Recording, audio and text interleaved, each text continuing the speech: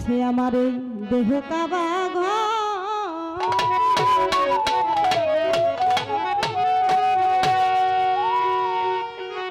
এই পৃথিবীর শুনে মন আনা গো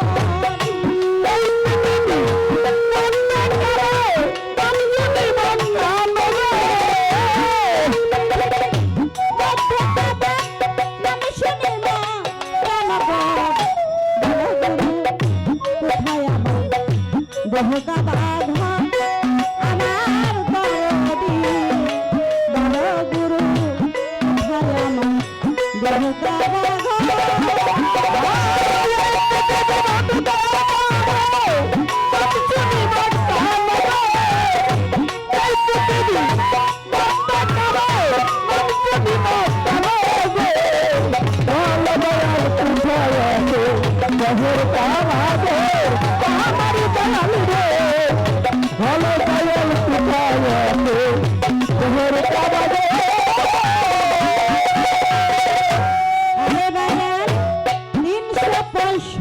দিনে একদিন হজ করে মক্কায় কোন মাসের কত তারিখে আজ হয় মরতে কোন মাসের কত তারিখে কোন মাসের কত তারিখে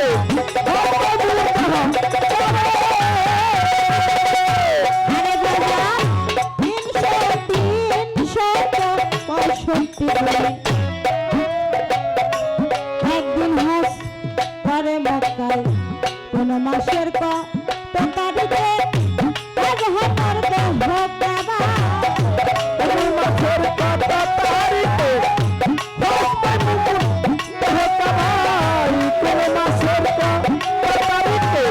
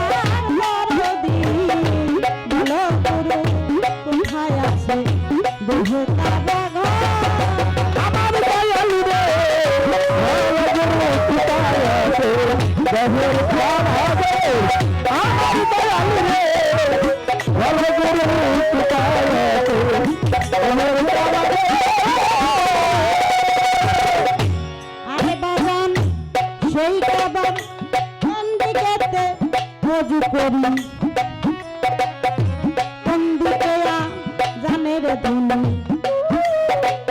কোন দিকেতে নামাজ পড়ি কি দিলে হয় কুরবানি কোন দিকেতে নামাজ পড়ি কি দিলে হয় কুরবানি কোন দিকেতে নামাজ পড়ি কি দিলে হয় কুরবানি আরে বাবা সেই কাবার কোন দিকেতে ওযু করি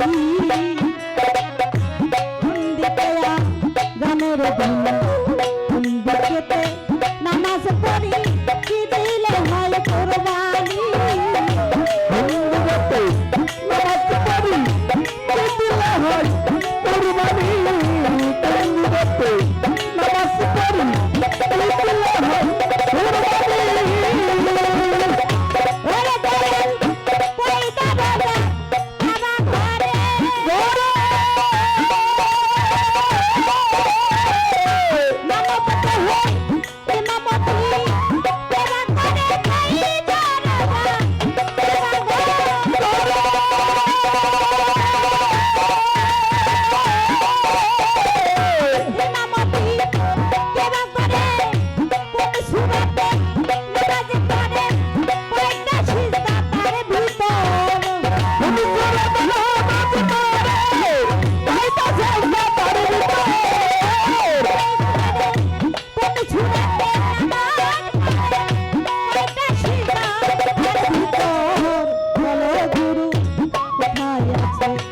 দেহের কাবা ঘর আমার দরদি বলো গুরু কোথায় আছে আমার দেহ কাবা ঘর আমার দয়াল রে ভালো করে কোথায় আছে দেহের কাবা ঘর আমার দয়াল রে ভালো করে কোথায় আছে দেহের কাবা ঘর আরে বান্ধব শরণ দিবি হইতে জিদ্দা কুন্দিতে মদিনা এই মোবারক তার সঙ্গে মিলাইছি না হিন্দু বলতে ঈদ মোবারক পয়সা বেশি নাই সিনাই হিন্দু বলতে ঈদ মোবারক পয়সা বেশি নাই আরে বান্ধব শরণ দিবি হইতে জিদ্দা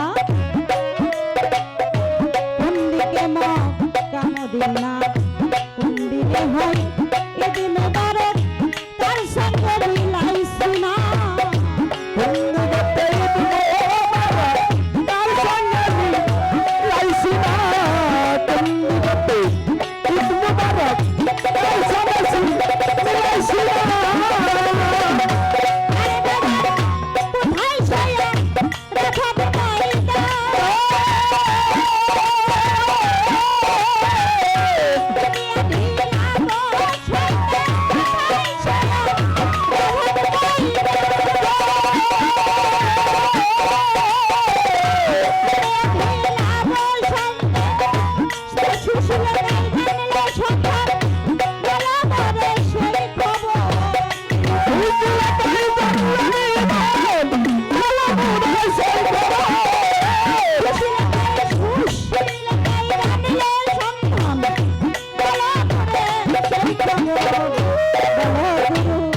কোথায় আছে দেহ কালা ঘর আমার দরদি বলো গুরু কোথায় আছে দেহ কালা ঘর আমার দয়াল রে ভালো করে কোথায় আছে দেহের কাবা ঘর আমার দয়াল রে ভালো করে কোথায় আছে দেহের কাবা ঘর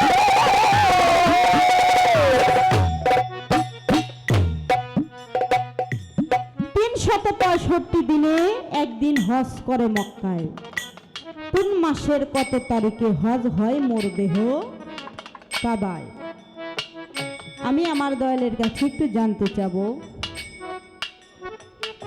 প্রত্যেকটা মানুষ বাবা যাদের টাকা পয়সা আছে তারা তো অনেক টাকা খরচ করে সেই মক্কায় গিয়ে হজ করে আসে কিন্তু আমার মতো যারা গরিব শিষ্য ভক্ত যাদের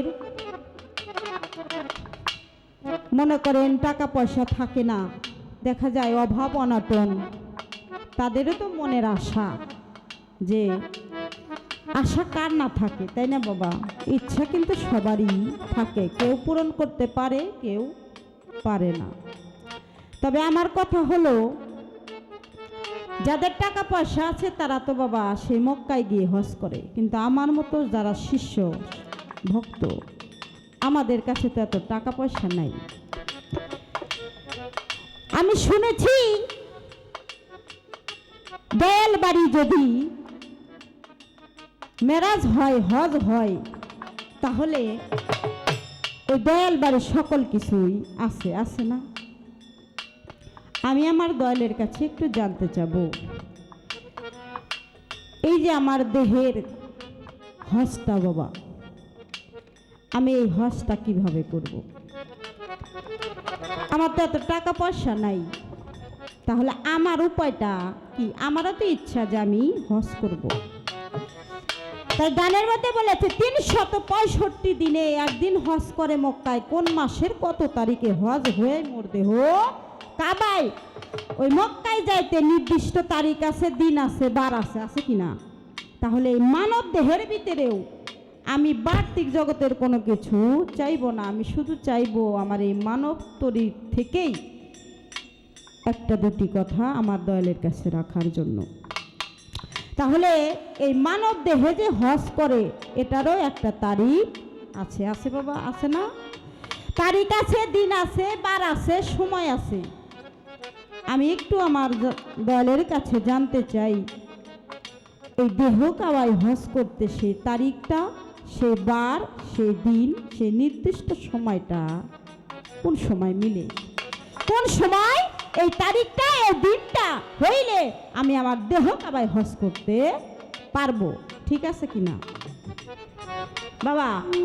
বার্তিক জগতে পূর্ব, পশ্চিম, উত্তর, দক্ষিণ দিক আছে, আছে না? তাহলে আমরা শরীয়ত মোতাবেক অজু করি, তাই না? অজু করি, আগে পাক পবিত্র হই, পাক পবিত্র হই, পশ্চিম দিক হয়ে কিবলামুখী হয়ে দাঁড়ায়ে আমরা কি করি? নামাজ আদায় করি, তাই না? আমি আমার দয়ালের কাছে একটু জানতে চাবো, আমার এই মানব দেহের দিকগুলা কোন কোন দিকটাই, এই যে জিনিসগুলা গানের মধ্যে বলে গেছে, মানব দেহে কোন দিকে তো উজু করি, কোন দিকে আজানের ধ্বনি, কোন দিকে তে নামাজ পড়ি, কি দিলে হয় কোরবানি। তাহলে আমার এই মানব দেহের দিক আছে, আমার এই মানব দেহের পশ্চিম ও পূর্ব, পশ্চিম, উত্তর, দক্ষিণ এই দিকগুলা কেমন, কোন দিকে আমি সেই নামাজ পড়ব, ওযু করব, এই বিষয় আদি আমার দরদি যেন একটু সুন্দর করে বুঝিয়ে বলে। স্মরণদ্বীপ হইতে যে দা, কোন দিকে মক্কা মদিনা। বাবা, মানুষ পৃথিবীতে আমরা দুটি ঈদ পালন করি, তাই না? একটা হলো ঈদুল ফিতর, একটা হলো ঈদুল আজহা। এই মানব দেহের ভিতরে ওগুলো ঈদ মোবারক হয়। কথাগুলো একটু মন দিয়ে শুনবেন, খেয়াল করে। তাহলে এই মানব দেহের ভিতরে সেই ঈদ মোবারক মিলে বলছে কোন দিনে হয় ঈদ মোবারক, কার সঙ্গে মিলাইছি না। আমার এই মানব দেহের ভিতরে ঈদ মোবারকটা কোন দিনে হয়, এই দুটি তিনটি কথা আমার দয়ালের চরণে রাখলাম। আশা করি আমার দয়াল সুন্দর করে মীমাংসা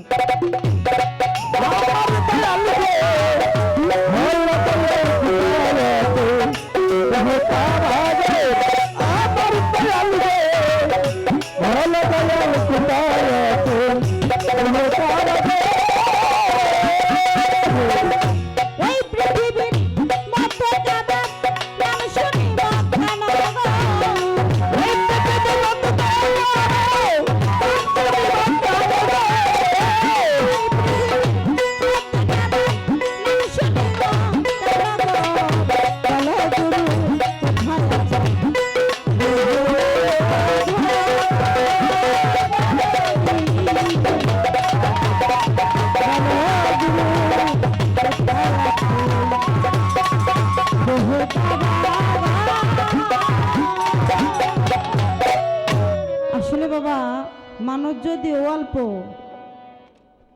মানে অনেক সময় দেখা যায় জনসংখ্যা বেশি থাকে, মানুষ থাকে না। আজকে আমি মনে করি যে কয়জন আছে এই কয়জন মানুষই, জনসংখ্যা আর নেই। তবে যে কথাগুলা রাখলাম, দুইটি বা তিনটি কথাগুলো আমাদের জীবনে বাস্তবায়ন করতে হলে একান্তই প্রয়োজন। একটু ধৈর্য সহকারে যে কয়জনই আছি অবশ্যই শুনবেন, ভালো লাগবে। তো আমার কাছে একটা কথা রেখে গেছে, তিনটা কথা আমি আমার দয়ালের কথার মীমাংসা অবশ্যই করব।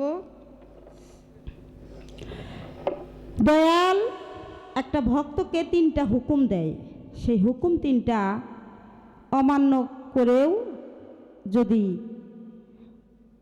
সে মানে অমান্য দয়াল না করে সেটা যদি সে করে, আসলে বাবা হাদিস মোতাবেক যেটা আমরা জানি, আমরা যখন দয়ালের কাছে যাই, দয়ালের হাতে হাত দিয়ে বায়াত করি, তাই না? দয়াল আমাদের তো কত কথাই নিষেধ করে না? বলে যে আজকে থেকে তুমি যে আমার কাছে আসলা, এতদিন যা কিছু করেছো করেছই, যত পাপ করেছো, গুনাহ করেছো, জানা অজানা সকল কিছুই আজকে থেকে আমার মাথায় নিয়া তোমারে একটা শিশুর পরিণয় করে দিলাম, বলে কি না? তারপরে আমি তোমাকে শিশুর মতো করে দিলাম। এরপরে থেকে যদি তুমি কোনো অপরাধ করো, তাহলে ওই অপরাধের ভাগীদার তুমি একা হইবে না, আমিও হব। এই জন্য গুরু ধরা লোক কিন্তু মনে করেন একটা কিছু ভাবতে গেলেও, মানে একটা কিছু করতে গেলেও ভাবে যে এটা যদি কোনো অন্যায় কাজে যদি সে যাইতে চায়, অথচ সে ভাবে যে এই কাজটা যদি আমি করি, আমি তো একা গুনাহগার হব না, কেননা আমার হাত পা বাঁধা, আমার গুরুও তো এই অপরাধীর ভাগীদার হবে। আর একটা বিষয় হলো, জীবনে কখনো মিথ্যা কথা বলবা না, বলে কি না? মুরিদ হইছ, ইয়ার পরের থেকে আর কখনো তুমি মিথ্যা কথা বলবা না। যদি মিথ্যা কথা বলো তাহলে তোমার মুখের জবান ঠিক থাকবে না। আমি একজনের থেকে 1000 টাকা নিলাম যে 1 সপ্তাহ পরে আবার দিব, কিন্তু দেখা গেল ওই 1 সপ্তাহ চলে গেল, 15 দিন চলে গেল, 1 মাস চলে গেল, সেই লোকটারে আর আমি ওই টাকাটা দিলাম না, তাহলে আমি মিথ্যাবাদী হইলাম না? আর একটা বিষয় হলো, তুমি সদা সর্বদাই জিকির করবা, বলে কি না? এইরকম দয়াল অনেক নিষেধ করে, অনেক কথায় মানে হুকুম দেয় যে এটা মানবা না, কিন্তু তারপরে কোনো শিষ্য, কোনো ভক্ত যদি এই জিনিসগুলা করে থাকে, আর সাধনার জগতে যারা শিষ্য ভক্ত আছে তাদের বিষয়টা হলো অন্যরকম। অনেকেই মুরিদ হয়, নামে মাত্র মুরিদ হয়েছে, কিন্তু আসলে সে মুরিদের কোনো কাজই করে না। করে বাবা? করে না, এই জন্য অগ্রসর হইতে পারে না। আর যারা গুরু যাহা বলে ওটাই তিনি অক্ষরে অক্ষরে পালন করে, সেই ভক্ত শিষ্যই কেবল অগ্রসর হইতে পারে কি না? এইরকম বিষয় আদি অনেক কথা বললে অনেক কথাই বলা যাবে।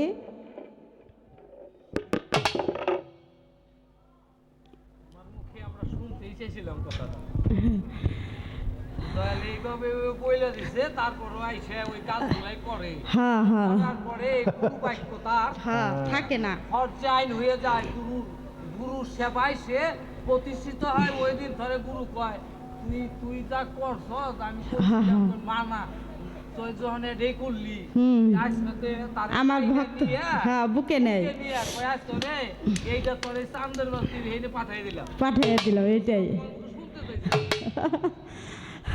তারপরে আমার দাদা উস্তাদ সাধক কবি বলছে কি, কথা বলা সহজ মানা কঠিন। কেন দেখেন কথাটা উল্টা বলছে না?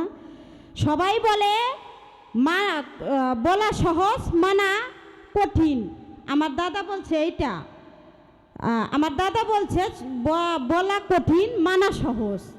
আর সবাই বলে যে কথা বলা সহজ মানা কঠিন, অর্থাৎ আমার কুসুমউদ্দিন বাবা একটা কথা ফট করে বলে দিল, ওটা ভক্ত যদি পালন না করলো তাহলে ওর জন্য কঠিন হয়ে গেল, তাই না? আর আমি বাজানরে একটা কথা জিজ্ঞাসা করলাম, কিন্তু বাজান সহজে বলল না, তাহলে সে বলল না। এই জন্য আমার দাদা ওস্তাদ বলছে যে বলা কঠিন মানা সহজ। অর্থাৎ আমার পীর মুর্শিদ যদি কথাটা মুখ দিয়ে বের করার সাথে সাথে অনেক ভক্ত আছে না ওটার পালন করে। আবার কিছু কিছু সময় আছে যে মুর্শিদ সহজে বলে না, বললেই তো ওটা ভক্ত পালন করতে পারবে, কিন্তু উনি বলেই না। আবার অনেক মুর্শিদ আছে সহজেই বলে কিন্তু ভক্ত পালন করে না, এই যে আমি বলে গেলাম।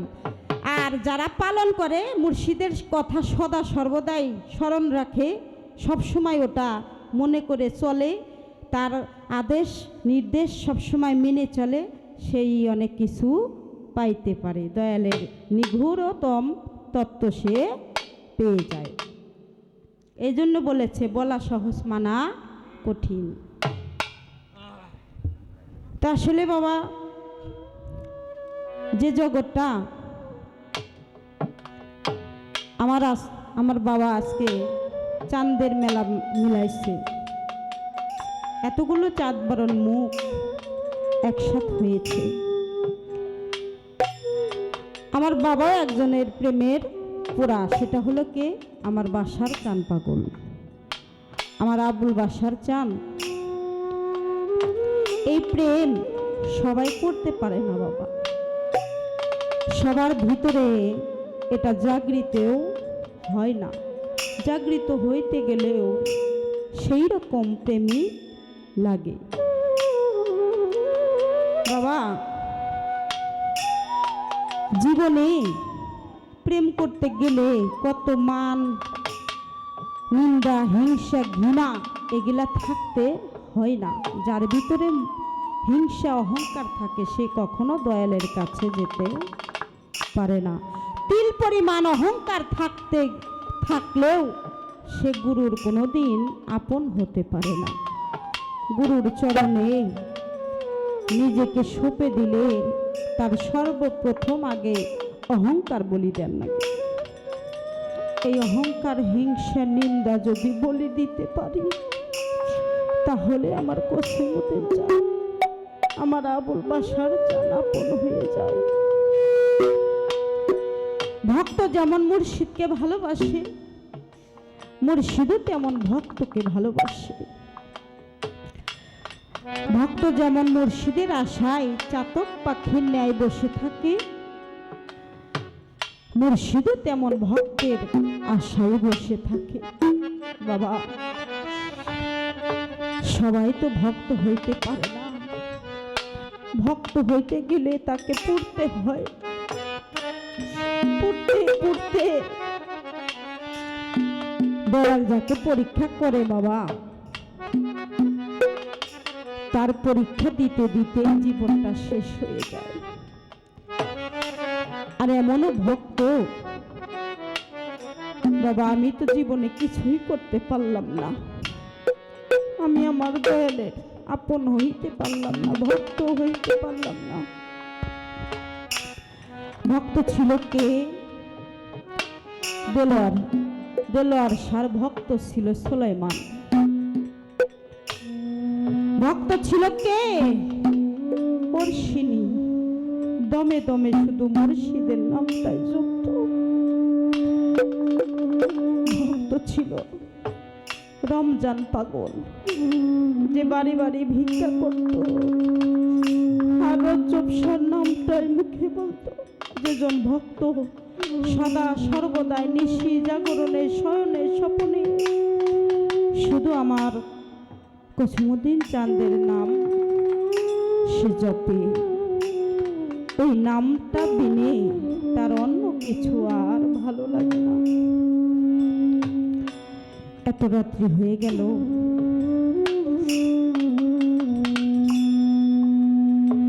মানুষ কতজনে গিয়ে ঘুমাইতেছে,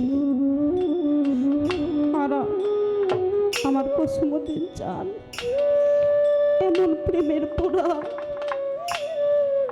আমার আবুল বাসার চাঁদের এমন প্রেমের পোড়া, আমার বইরা বড়ি প্রেমের পাগল যারা রে, এখানে চাতক পাখির ন্যায় মুর্শিদের ধ্যানে বসে আছে। আর কখন মুর্শিদ নামটা শুনলে মনের ভিতরে শান্তি লাগে। ভালোবাসা যে কেমন বাবা, এটা প্রকাশ করা যায় না। যে ভালোবাসে সেই কেবল জানে ভালোবাসলে তার অবস্থাটা কেমন হয়। ভালো না বাসলে সে কোনোদিন বুঝতে পারে না। নাবালিকা কখনোই বোঝে না প্রেমের মর্মটা কেমন। যেজন প্রেম করে সেই কেবল জানে প্রেম করার জ্বালাটা কেমন। মানুষকে দেখানো যায় না যে আমি আমার মুর্শিদকে কত ভালোবাসি, এটা শুধু নিজে নিজে অনুভব করা যায়, এ ব্যতীত কাউকে বোঝানো যায় না। তাই দরদ রে, ভক্তের নিদানের দিন মুর্শিদ আমার আবুল বাসার চান, আমার বইরা পড়ি, আমার তুলা চান, আমার হাসিব চান, কোথায় রইলা রে? তুমি ভক্তের ডাকে সারাও দাও না, দেখাও দাও না। এই কি তোমার প্রেমের রীতি? এই কি তোমার প্রেমের হাল? যদি এই ছিল মনে, তাহলে তুমি কেন আমাকে প্রেম শিখাইয়া আজকে তুমি লুকাইয়া আছো? আমি এই দুঃখের কথা কার কাছে বলি? তাই সেখান থেকে আমার একটা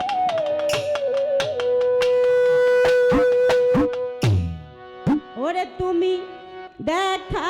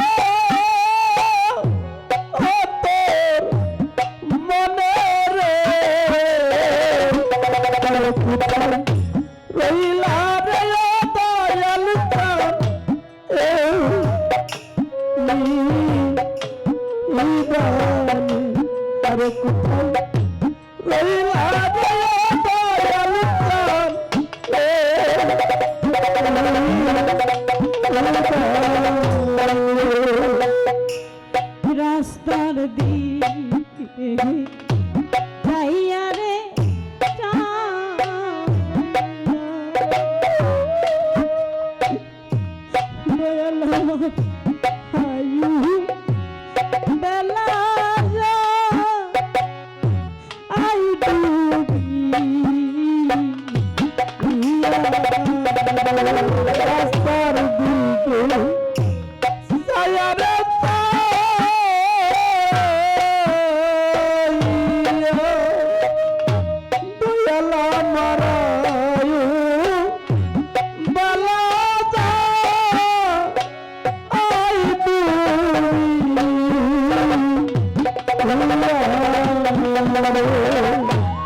রাস্তার দিকে সাইয়া রে সাইয়া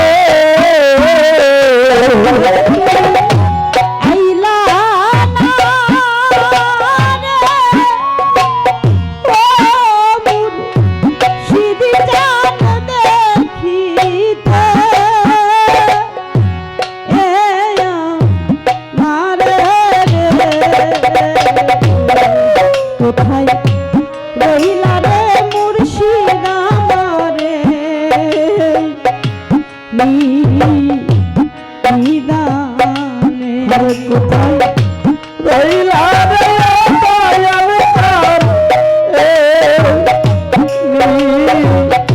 দয়াল তার আরে কোথায় রইলা রে দয়াল তার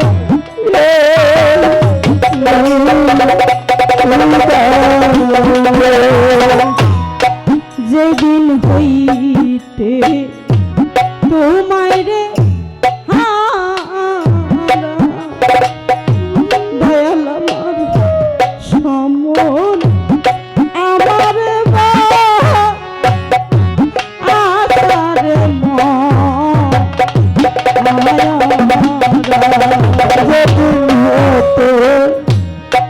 তোমায়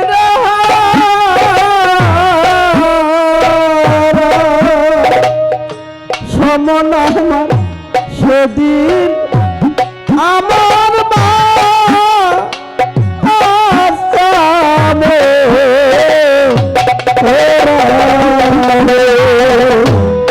যেদিন হইতে তোমায় রে হরে মুর্শিদ সমন আমার আসাম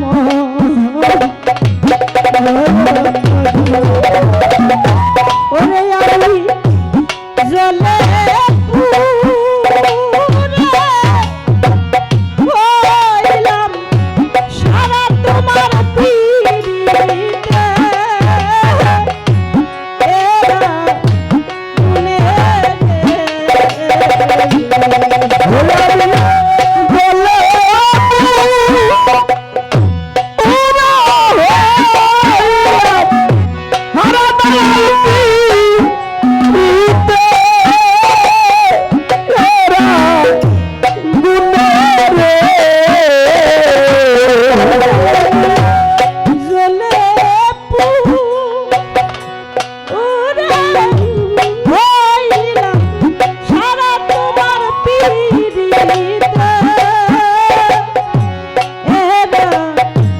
মনে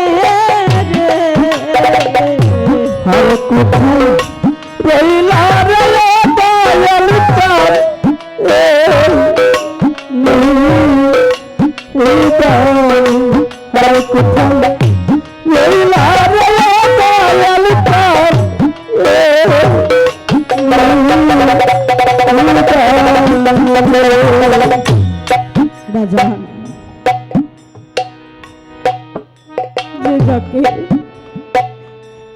ভালোবাসে ভক্ত ছিল এমন প্রেমের পোড়া সেই ভক্ত ছিল রজ্জুসানদের রমজান পাগল। এই রমজান পাগল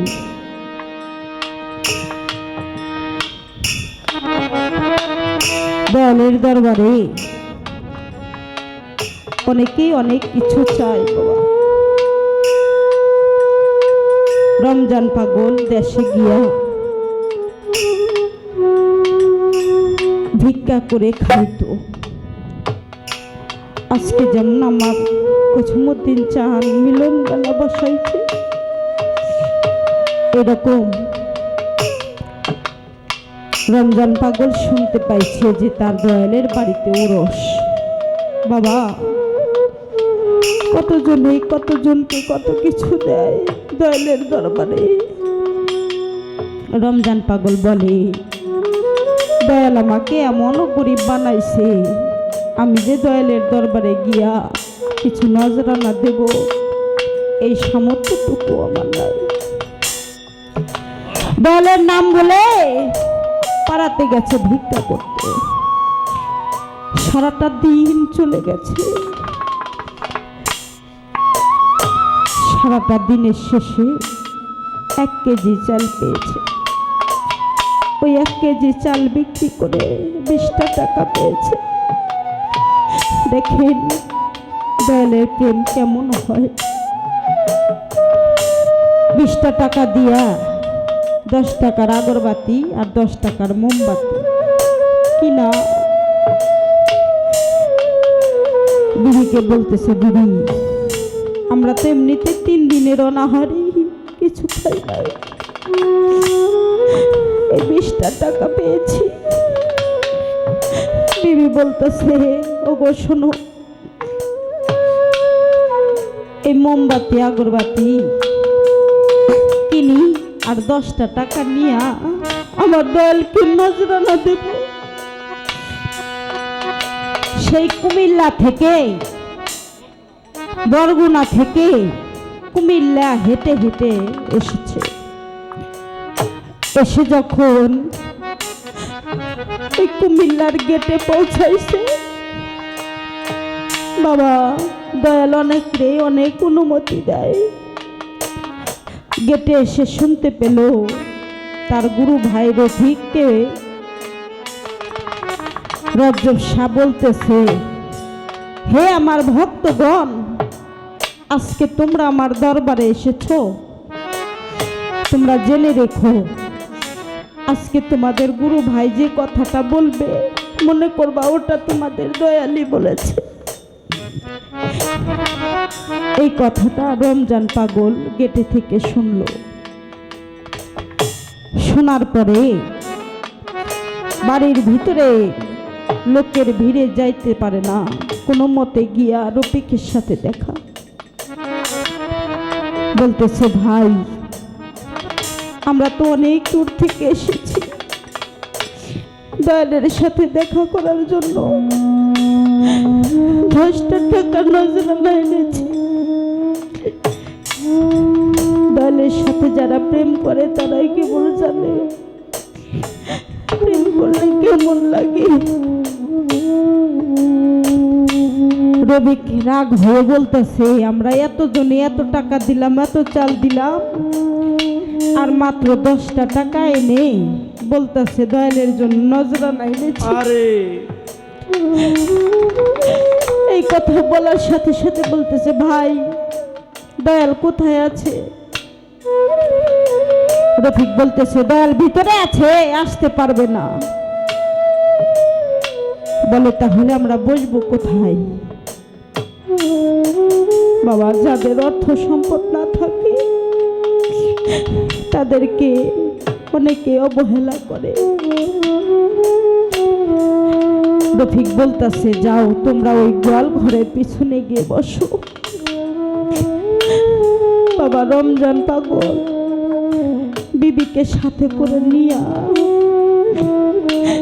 সেই গোয়াল ঘরের পিছনে গিয়ে দেখে হাঁটি অব্দি গোবর। বাবা যেই প্রেম করেছে,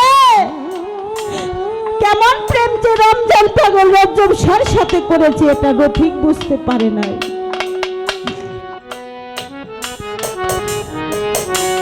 হাঁটু অব্দি গোবর, সেই গোবর পরিষ্কার করে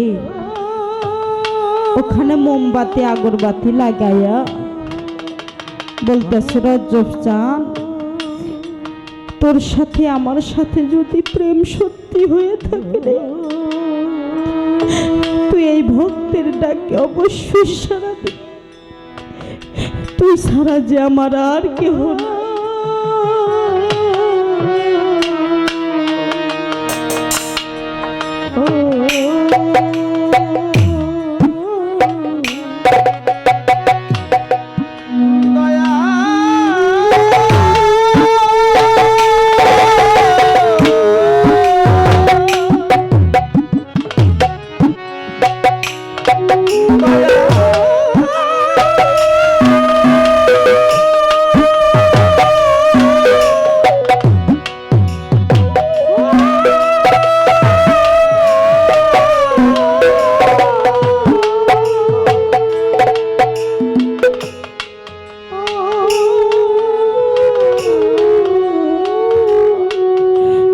রজ্জব শাহ, তুই ছাড়া যে আমার আর কেউ নাই এই জগতে।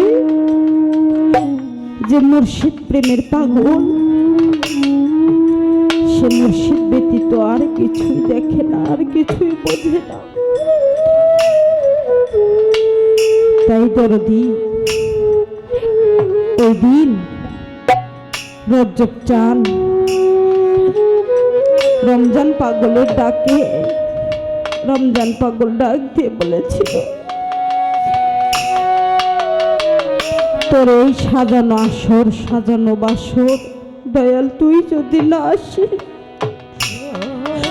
এদিকে রজ্জব চাঁদ বাবা যে যাকে ভালোবাসে সেই ভক্তকে যে পর্যন্ত না দেখে তার মনের ভিতরে কষ্ট থাকে। রজ্জব শাহ বলতেছে, ওরে আমার রমজান পাগল আসে নাই রে। রফিক বলতেছে, বাবা ওদেরকে আমি গোয়াল ঘরের পিছনে বসতে দিয়েছি। তখন রজ্জব শাহ বলে, ও যে আমার কেমন পাগল তোরা তো বুঝতে পারিস নাই রে। তখন রমজান পাগল ওখান থেকে দয়ালকে ডাকে, কি বলে,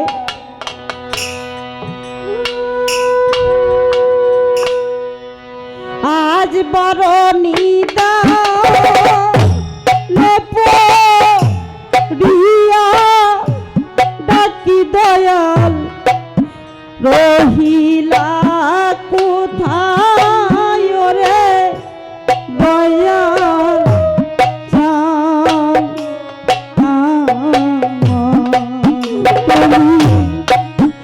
রহিলা কোথায় ওরে দয়াল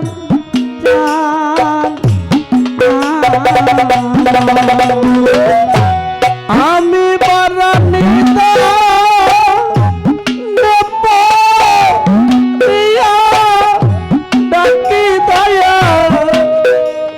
নিদানে রিয়া ডাকি দয়া রহিলা কোথায় রে দয়া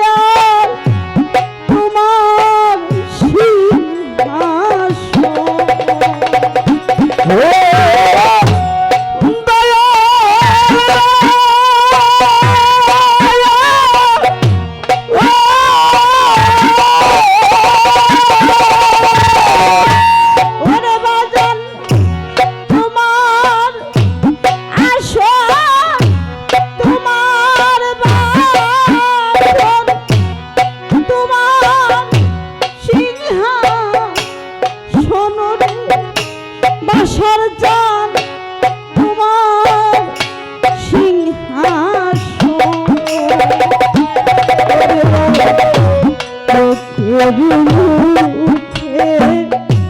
তাই শুই নাছি দয়াল লোকের মুখে তাই শুই নাছি দয়া লোকের মুখে তাই শুই নাছি আমি মহিমা তো মাররে বাসা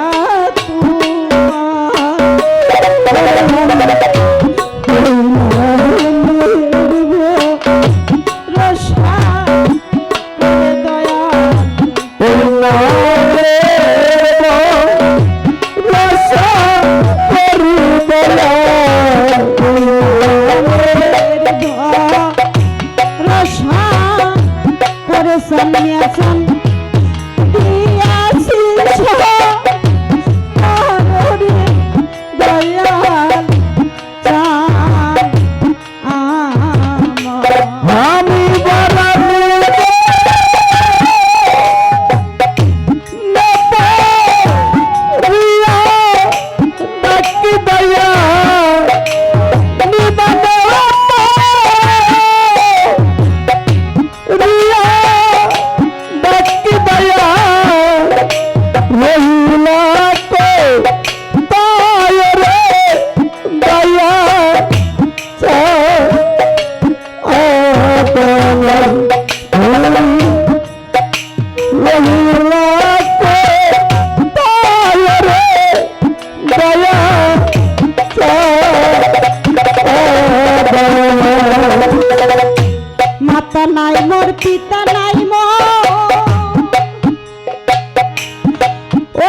আশার চান তোলা চান নাই রে জুড়াবে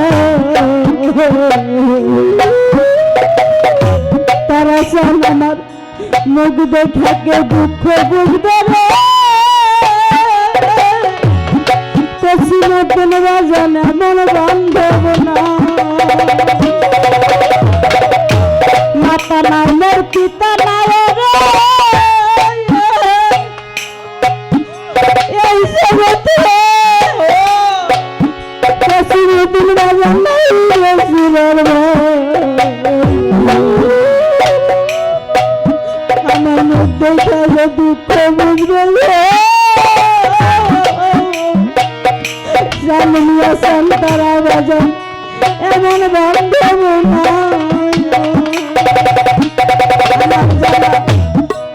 জুড়াই না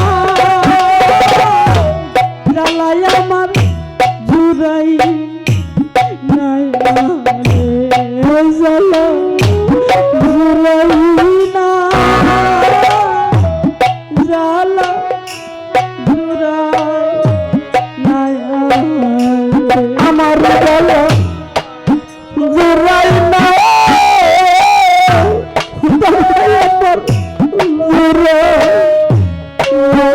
আমার জুড়াই না বলাই আমার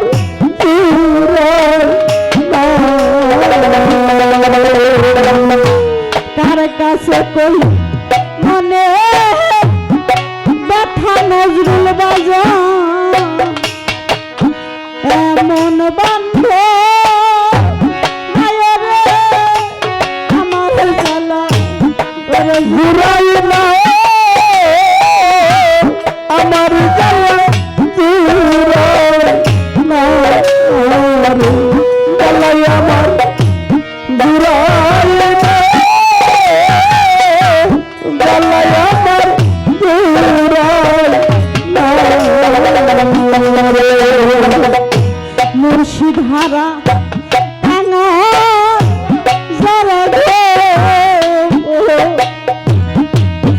দেখলেই সোনা আমার জ্বালা ওরে জুড়াই না জ্বালাই আমার জুড়াই না আমার জ্বালা জুড়াই না জ্বালাই আমার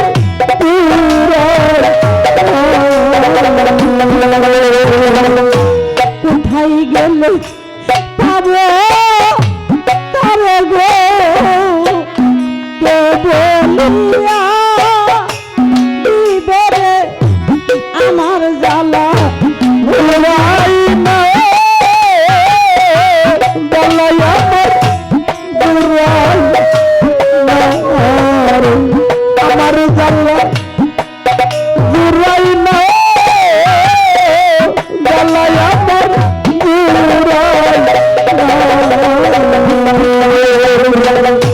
মনের বাগান খালি খালি গো আমার মনের মানুষ নাই রে আমার জ্বালা ওরে জুড়াই না জ্বালাই আমার জুড়াই না আমার জ্বালা জুড়াই না জ্বালাই আমার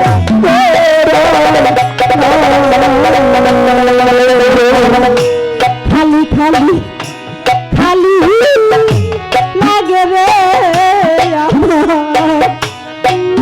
তুলা সান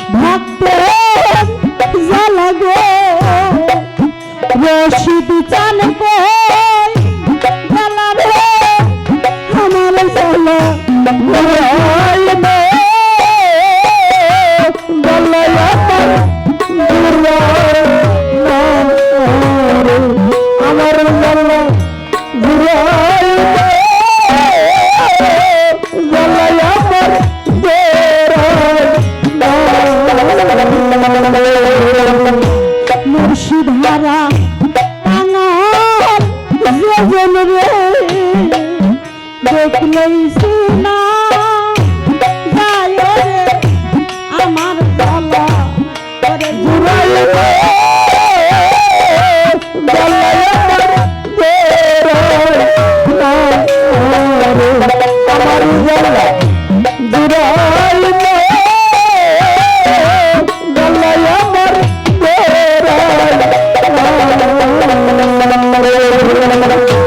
কতদিন ভাই রশিদ হারারে বাসার সন রইল রে আমার জ্বালা জুড়াইলে আমার জ্বালা জ্বালাই আমার জুড়াইলে জ্বালাই আমার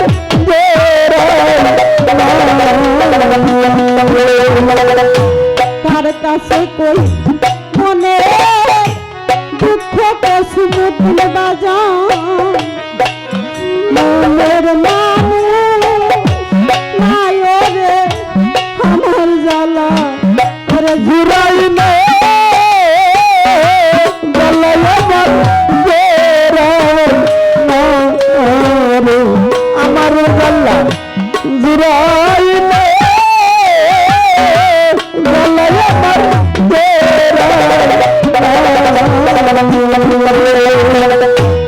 কি করিব কোথায় রে যাব কোথায় যাইয়া তো ও মাই রে কোথায়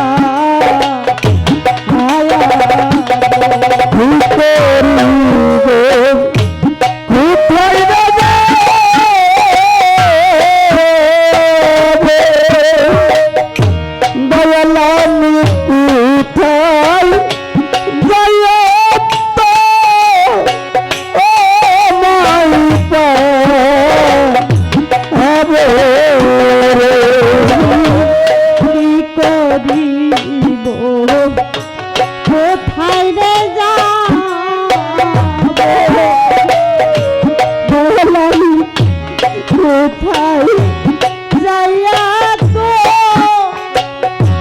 ও মাইরে পা